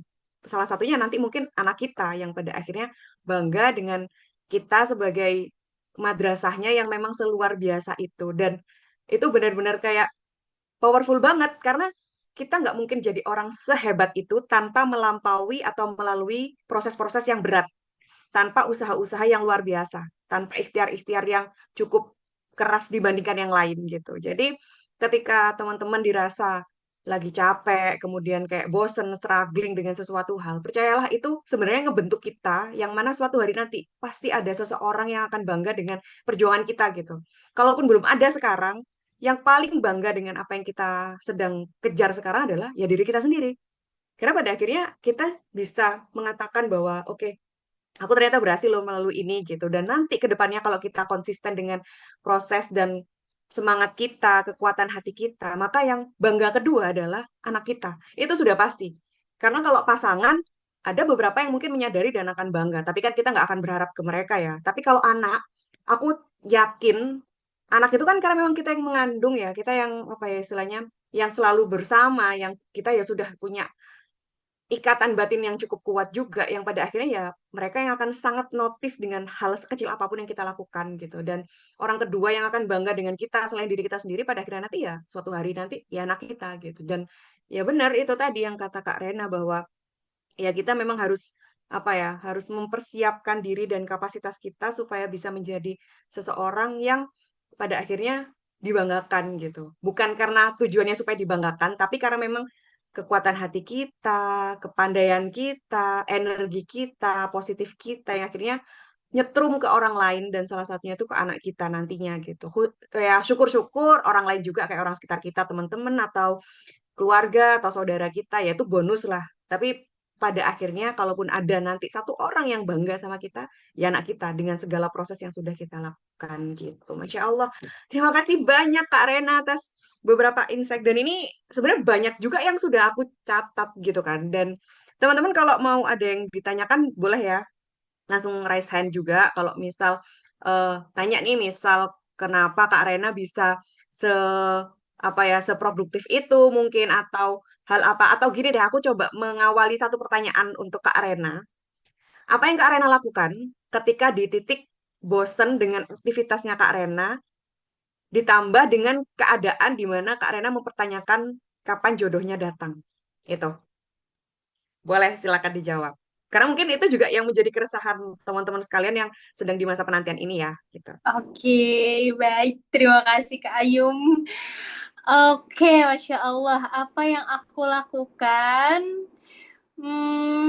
Mohon maaf Kak, tadi kalau lagi jenuh ya sama aktivitas dan juga sambil tiba-tiba udah jenuh aktivitas ditambah overthinking jodoh gitu. Baik. Oke, sebelumnya mungkin karena Reina karakter anak yang emang nggak bisa diem, hiperaktif ya sebenarnya gitu. Jadi kalau aku mulai jenuh itu, aku bakal cari aktivitas lain yang bikin aku nggak jenuh. Dan tentunya itu adalah hal-hal yang bermanfaat kayak gitu. Jadi aku tidak akan pernah merasa puas dengan satu kebermanfaatan aja, tapi aku bakal, walaupun belum ketemu gitu sama aktivitasnya apa, tapi aku bakal berdoa sama Allah yang kayak, ya Allah, tolong tunjukkan apapun yang bermanfaat. Bahkan doa Reina lagi tuh bukan lagi kayak ya Allah tolong, misalnya kan kayak biasa gini kayak ya Allah tolong aku pengen, misalnya pengen dekat sama si A, si B, si C misalnya gitu, bukan lagi menyebut nama ya Kak, tapi aku tuh udah di tahap yang kayak ya Allah tolong kirimkan siapapun orang baik gitu, hamba-hamba baik yang engkau kirimkan untuk bisa support impian dan ikhtiar hamba. Doaku tuh udah sampai di tahap itu Kak, jadi aku bukan lagi kayak ya Allah semoga nanti aku bisa ketemu sama role model aku si A ya, sama role model aku si B ya, udah nggak gitu lagi. Pada akhirnya ternyata di saat aku udah berdoa setawakal itu, Allah malah hadirkan orang-orang yang dulunya aku jadikan role model itu yang duluan ngajak aku kolaborasi kayak gitu. Masya Allah kalau aku boleh jujur, salah satunya Kak Ayum dulu sebelum Reina aktif di Instagram, itu Reina sering banget ngelihat kontennya Kak Ayum dan cuman bisa mimpi. Ini serius Kak, demi Allah. Cuman bisa, Masya Allah keren banget ya Kak Ayum ini. Kayak, Masya Allah beliau ya gitu. Serius Kak. Masya Allah penulis buku juga ya. Kayak gitu. Sampai di tahap yang Kak Ayum duluan ngajak aku collab itu kayak ya Allah. The real itu mah. Dan memang aku selalu berprinsip sih Kak. Memang kalau di saat aku itu kagum gitu sama seseorang secara prestasi dan karyanya, aku bakal mengusahakan diriku gimana caranya biar bisa someday itu kolaborasi sama beliau-beliau yang hebat ini kayak gitu ya, Masya Allah. Makanya aku dulu pada saat waktu itu dihubunginnya sama adminnya Kak Ayum, dikirimin buku. Itu Reina yang kayak, oh serius? Serius deh Kak, beneran kayak dulu cuma bisa lihat di konten, sekarang Masya Allah malah kolaborasi gitu. Reina benar-benar sangat bahagia banget dan bersyukur banget. Itu sih Kak salah satu yang Reina lakukan ya. Jadi memang doanya sama Allah itu bukan lagi kayak spesifik kayak ya Allah si A, si B, si C, enggak, tapi kayak ya Allah siapapun hamba-hamba baikmu yang kau kirimkanlah yang terbaik menurut engkau untuk hamba, udah di titik itu. Dan intinya aku akan mencari kegiatan apapun sama itu positif dan bermanfaat.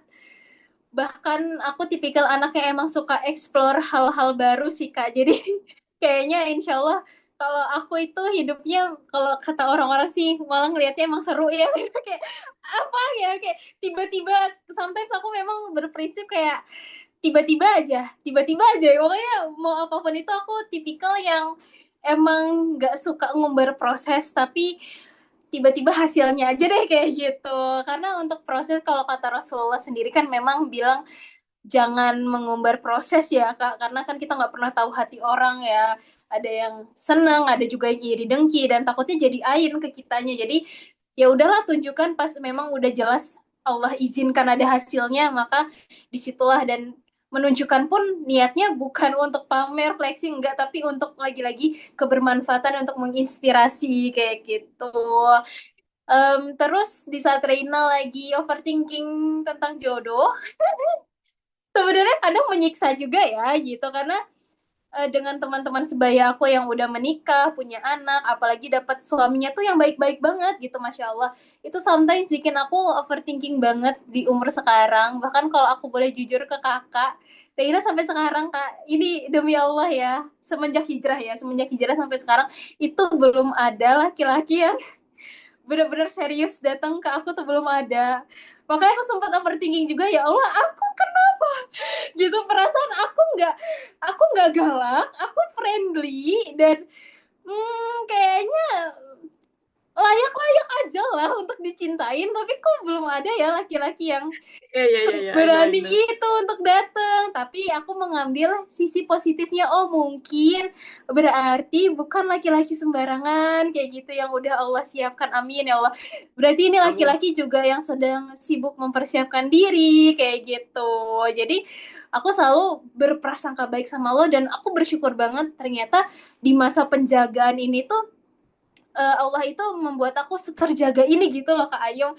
Seterjaga ini sampai laki-laki pun belum ada gitu kan, belum ada yang uh, alhamdulillahnya tuh nggak ada sih Kak yang kayak ngegoda-godain, yang kayak bahkan bahkan cowok random nge-DM deh misalnya kayak assalamualaikum ukti atau apa tuh nggak ada. Alhamdulillah, kayak oh ternyata Allah itu sayang banget sama Reina, Allah jaga Reina banget, sampai laki-laki iseng pun nggak ada gitu.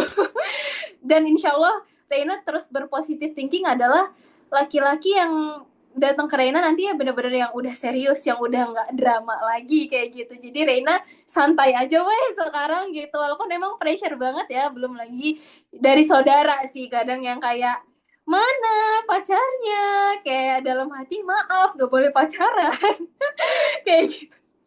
Jadi kayak ya udah Reina sih alhamdulillah bawa santai dan bawa berkegiatan aja sih. Kalaupun udah jenuh sama kegiatan sekarang, cari lagi pokoknya, karena menurut Reina di dunia ini kayaknya banyak banget deh hal yang bisa dilakukan. Bahkan kalau role model laki-laki Reina yang sebaya itu ada Hussein ya, Kadam Sidika.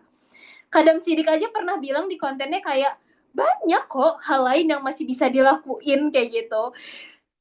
Daripada mikirin cinta-cinta tuh banyak gitu. Maksudnya sekelas Kadam Sidik aja yang Masya Allah, perempuan mana sih Kak yang gak mau sama dia, coba. Ya Kadam Sidik, Husein gitu ya, Basyaman, siapa yang gak mau sama beliau, anak kiai kayak gitu kan. Bisa berpikiran kayak gitu. Jadi menurut Reina ya maksudnya Kadam Sidik aja yang sebaya sama Reina, laki-laki ya. Biasa laki-laki kan lebih dirongrong menikah ya. Dia aja nyantai gitu. Kenapa aku harus kepanasan? Ya nggak sih Kak? Itu Kak Ayum. Masya Allah. Ya benar, benar, benar, benar. Dan terima kasih juga Kak Rena, Masya Allah, karena sudah, apa ya, maksudnya jujur mengatakan tadi semua kebaikan, hal baik yang Kak Rena sampaikan. Dan terima kasih juga sudah jujur juga untuk menceritakan apa yang Kak Rena rasakan dan proses dari penantian dan overthinking yang pernah terjalani juga gitu dengan perasaan kayak aku ini sebenarnya juga yang nggak jelek-jelek amat, aku yang masih pantas-pantas aja gitu kan. Kenapa kok nggak ada yang nyentil dikit aja gitu loh? Maksudnya kayak minimal say hello lah atau mungkin interest ke aku gitu. Tapi memang iya, terkadang sesuatu hal itu belum datang ke kita, bukan karena kita nggak layak, bukan karena kita nggak pantas, tapi juga yang pertama barangkali itu adalah bentuk penjagaannya Allah, atau kalau enggak, ya kita memang sedang diperbesar aja kapasitasnya untuk mendapatkan yang memang pantas dengan kapasitas kita nanti di titik tertentu, momentumnya yang sama gitu loh. Jadi kita sedang memperbesar kapasitas, yang di sana juga memperbesar kapasitas, nanti di momentum tertentu, yang terbaik menurut Allah itu diketemuin gitu. Jadi ya sudah, nothing tulus aja. Apapun yang kita lakukan sama Allah itu insya Allah akan nyampe bareng-bareng di waktu terbaik yang sudah Allah siapkan gitu. Masya Allah. Tapi nih jujur, ada satu lagi yang mau aku tanyakan sebenarnya. Amalan Kak Raina sejauh ini yang bisa menyebabkan Kak Raina itu apa ya? Ya terlihatnya itu kayak happy, santai, terus selalu dar-der-dor dengan aktivitas positifnya, kemudian di kondisi yang sedang apa ya di tengah penantian ini, tapi rasanya juga ya tetap chill aja gitu dan malah banyak hal-hal positif yang datang seperti yang Kak Rena sampaikan tadi kayak tiba-tiba aja tiba-tiba gitu kan yang mana mungkin ada dari kita yang ngerasa kayak stuck gitu aja dengan aktivitas yang sama atau mungkin di kondisi kehidupan yang kayak kok kayaknya aku gini-gini aja di usia yang mungkin sudah apa ya sudah matang gitu kan seperti pada umumnya teman-temannya udah pada nikah terus kitanya stuck di sini aja kayak nggak ada spark nggak tuh spark kehidupan yang akhirnya membuat kita tuh jadi kayak ya bertanya-tanya ini hidupku ini mau kayak gimana gitu. Nah, amalan Kak Rena selama ini tuh apa kira-kira yang akhirnya membuat Kak Rena jadi terkesan gitu ya, terlihat gitu dan ini juga terasa juga energinya kayak se-interest itu dengan hidupnya, kemudian tiba-tiba Allah berikan hal-hal yang dar-der-dor tapi itu sangat bermanfaat dan menyenangkan gitu. Boleh disampaikan, boleh dijawab. Masya Allah, amalan ya. Jujur kalau rahasia amalan sendiri, Reina tuh nggak punya yang spesial-spesial amat gitu ya Kak Ayum. Kalau kayak tahajud kan maksudnya semua itu rahasia umum ya, kayak ya udah tahajud pun jujur ini mah ya Reina tuh masih bolong-bolong juga sebenarnya, jadi nggak yang intens banget gitu. Kadang sering kesiangan juga sedihnya kayak gitu. Jadi kalau untuk amalan sendiri tuh nggak ada, cuman satu hal yang memang selalu Reina tanamkan ke diri Reina adalah berprasangka baik sama Allah. Udah intinya itu aja. Mau Allah itu sedang kasih ujian ataupun sedang kasih nikmat, semuanya itu selalu Reina tuh alhamdulillah selalu berprasangka baik sama Allah, dan gak pernah sekalipun niat aja gak mau untuk menyalahkan keadaan, apalagi sampai menyalahkan Allah. Karena yang bikin Reina sedih adalah di luar sana banyak ya Kayum, orang-orang yang dikit-dikit nyalahin Allah, yang kayak kenapa sih Allah begini, Allah tuh jahat sama aku, banyak ya orang-orang kayak gitu. Dan syukurnya Reina tuh dikasih, alhamdulillah dikasih Allah itu kelapangan hati untuk selalu bisa melihat hikmah baik dari apa yang Allah itu kasih ke Reina, mau itu baik atau itu buruk. Kalau misalnya Reina boleh buka lagi sedikit kartu nih, maksudnya biar Kak Ayum dan kakak-kakak semua mungkin mungkin ngelihat sekarang hidup Reina kayaknya mulus-mulus aja, kayak well not ya, sebenarnya Reina aja mungkin dari background keluarga aja, maaf ya Kak Ayum sedikit cerita, bukan menjual cerita sedih enggak, tapi semoga jadi motivasi. Dari background keluarga yang broken home. Jadi orang tua Reina udah cerai ya, dengan kondisi Reina dari kecil dititipkan sama nenek Reina dengan keadaan yang sederhana gitu, dibesarkan oleh nenek. Dan dari situ karena mungkin orang tua Reina cerai, jadi banyak underestimate yang masuk ke Ayum ke Reina, kayak ya udahlah kamu tuh anak mental lemah, anak manja, anak yang nggak cukup kasih sayang dari orang tua, nggak akan sukses lah. Intinya tuh banyak banget kata-kata itu yang dulunya masuk ke Reina Kak, kayak nggak akan sukses lah, orang maksudnya ibaratnya keluarga aja nggak utuh gitu. Sedih sih kalau diingat ya, cuman alhamdulillahnya walaupun memang Reina nggak dapet cukup kasih sayang dari orang tua, tapi nenek Reina itu bener-bener udah lebih dari cukup banget buat Reina ya. Nenek Reina tuh yang bener-bener all out banget dari Reina kecil. Bahkan Reina dititipin dari umur setahun Kak Ayu. Bukan lagi yang orang tua Reina cerai Reina gede ya. Mungkin kalau gede Reina masih yang nyantai ya, udah dewasa. Reina dari umur setahun sama nenek gitu. Jadi memang dari kecil itu udah terbiasa jadi anak nenek gitu. Jadi apa-apa sama nenek. Jadi ya namanya nenek kan juga sepuh ya, maksudnya udah lansia gitu. Dan di saat ini alhamdulillah masih umur panjang, alhamdulillah gitu. Jadi alhamdulillahnya itulah maksudnya, walaupun nggak dapat kasih sayang lengkap dari orang tua, tapi Allah tuh izinkan Reina tuh bisa tetap bertumbuh, berkembang kayak gitu. Allah kasih kesempatan, kayak Allah tuh bayar lunas gitu loh Kak Ayu, walaupun nggak dapet support dari orang tua, tapi dapat support dari lingkungan dan circle yang positif, dipertemukan dengan orang-orang yang baik, dan semua itu terjadi benar-benar terjadi itu pada saat Reina udah benar-benar memutuskan hijrah banget. Itu bener-bener Allah makin buka lagi jalan relasinya, rezekinya. Jadi Reina itu alhamdulillah selalu apa ya, selalu menanamkan bahwa nggak pernah mau nyalahin Allah aja gitu terhadap takdir yang udah Allah gariskan kepada Reina, apapun itu takdirnya, mau itu baik buruk, karena Reina yakin semua itu ada hikmahnya, ada pembelajarannya, dan selalu berprasangka baik aja gitu.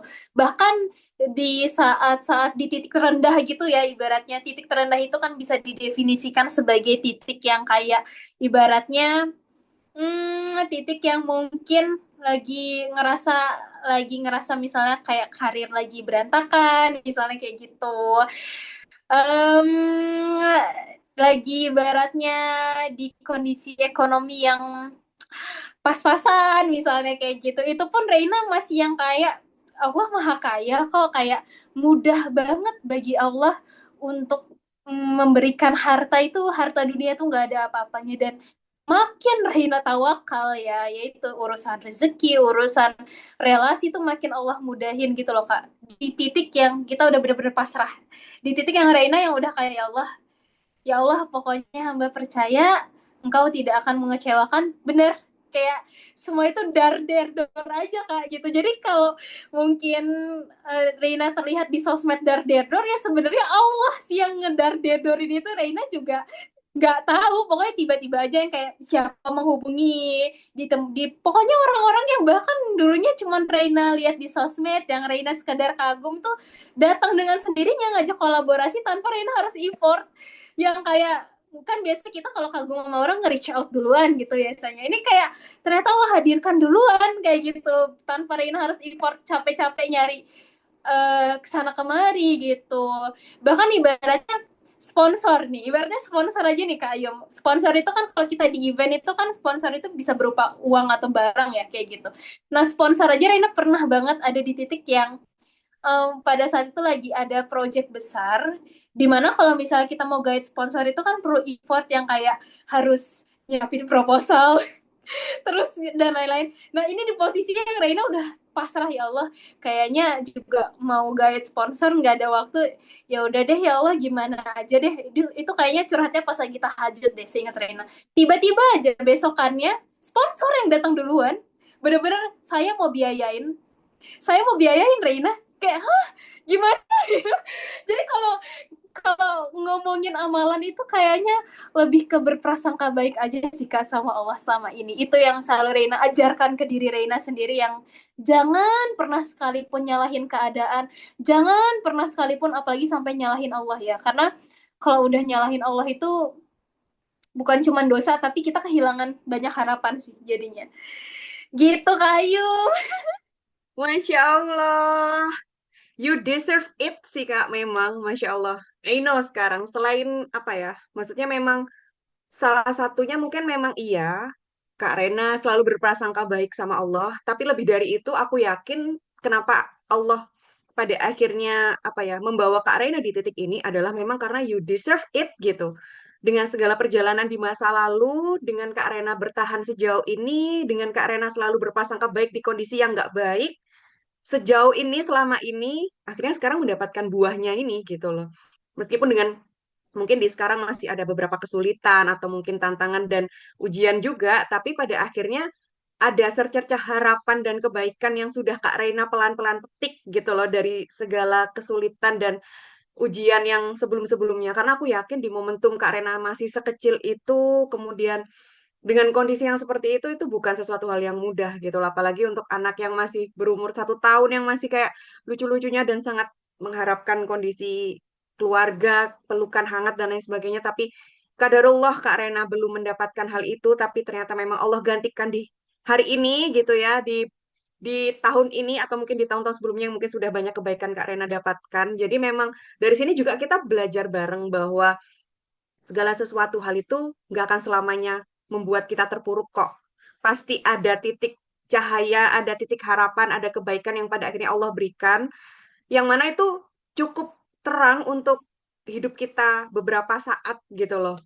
Jadi seperti yang Kak Rena bilang, berprasangka baik sama Allah itu memang nggak akan selesai dan nggak akan pernah bisa bikin kita merasa kurang, merasa lambat, merasa kecil, merasa nggak berguna atau apapun itu. Benar-benar prasangka kita ke Allah itu yang akan membentuk kehidupan kita gitu. Semakin kita baik terus prasangkanya sama Allah, maka kebaikan itu juga yang datang ke dalam hidup kita. Dan kita sudah bertemu dengan contoh nyatanya teman-teman, ya Kak Rena ini dengan bertahun-tahun berdiri di kakinya sendiri dengan segala kesulitan, tapi pada akhirnya Allah bantu atas mungkin segala prasangka-prasangka baiknya, dan akhirnya Allah pertemukan dengan kondisi yang baik juga pada akhirnya. Masya Allah, ceritanya cukup apa ya, touching sekali gitu loh, karena ya apa ya, terima kasih juga karena apa, berkenan untuk membagikan kisah ini yang mungkin apa ya nggak semuanya atau mungkin nggak Kak Rena buka di luaran, tapi aku mengucapkan terima kasih banyak karena ya seperti Kak Rena sampaikan bahwa ini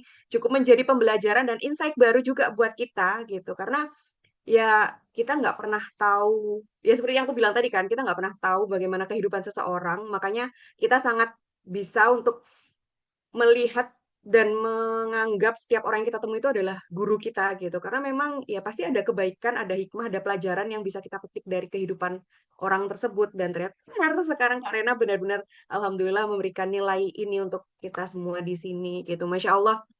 Keren sekali Kak Rena, dan terima kasih juga Kak Rena sudah bertumbuh dengan baik sampai di usia 24 tahun ini menjadi seseorang yang berdiri di atas kakinya sendiri dengan segala apa ya kesulitan dan air matanya mungkin gitu. Teman-teman, apakah ada yang ingin ditanyakan lagi? Atau mungkin sudah cukup untuk malam hari ini kita sharingnya?